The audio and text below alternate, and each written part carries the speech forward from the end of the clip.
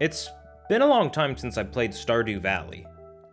It's a game I have nothing but love for, but after just a year of in-game time, I ended up burning out. So, what happened? Well, in large part, I optimized the fun out of the game. I got obsessed with being as efficient as possible and making as much money in-game that I kind of stopped having fun. I just wanted to win in a game that's not about winning or losing. And this happened because I spent way too much time on the game's wiki. I learned about all kinds of future unlockables that ended up spoiling the game for me, and maybe the worst offender is that I ruined every character in the game. I read so much about them that I just saw them as code and patterns. If I looked it up, I could see where exactly any character would be at any given time. And the gift system just became a joke when I learned what gifts the characters liked. It's like I was bypassing building the relationships with them to just get the rewards from it. So in the end, the game just became more about the outcome of the game than of playing the game itself. And I've been thinking about it, and this kind of thing has affected me for a long time in my gaming career.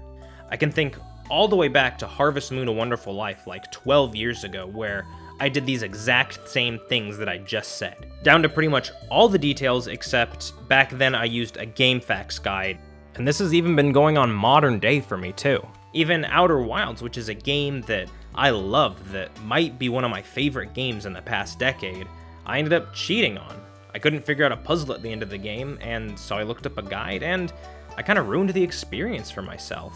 So that's what all this is about. I just want to be a better gamer. I don't want to cheat myself anymore, I just want to do better. And I'm going to start now on a game that I really love.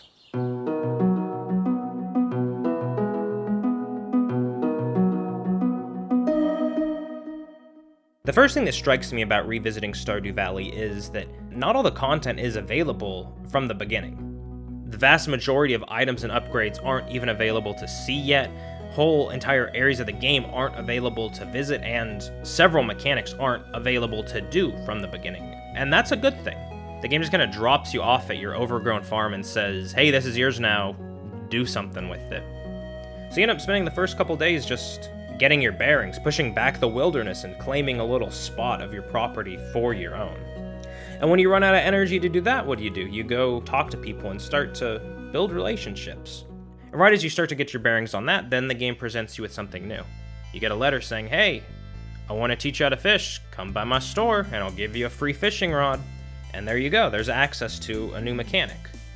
But the important thing about it is that it's not forced on you. You don't have to go, you don't have to watch the tutorial. It's just made available now for when you want to go at your own pace.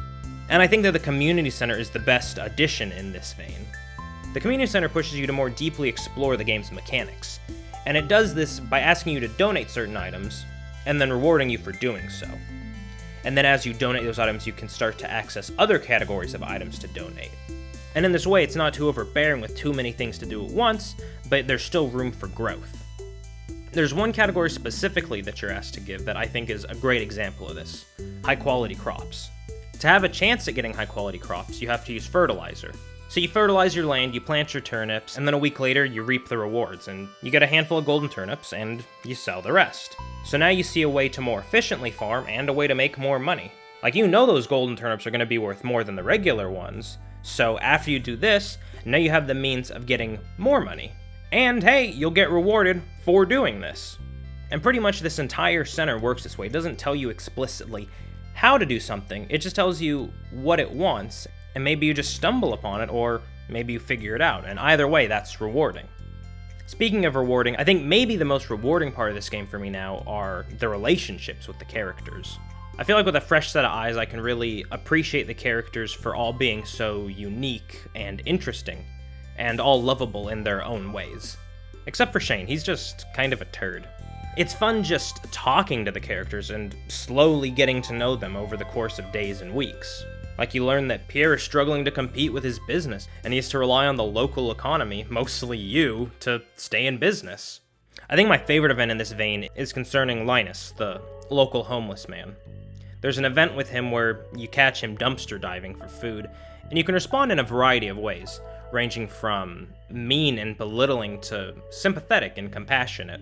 When I got to this event, I thought back to the first time I saw it, and I remembered my answer. At the time, I didn't think it was bad, but now that I think about it, now that I see it, I realize that it was definitely a privileged answer. I didn't really consider what it's like to not be able to afford food, and that kind of ignorance isn't right, and I'm glad that I've improved since then. And in a roundabout way, that's kind of the entire point of this video, right? It's to improve, to be a better person. And so going forward, I want to be that. I want to continue to be a responsible gamer, and I just want to enjoy Stardew Valley. So I hope this video has resonated with you in some way. If it has, think about giving it a like. If you want to say more, the comments are always open. Think about subscribing too. I try to release videos every Friday. And as always, thank you for watching and have a great day.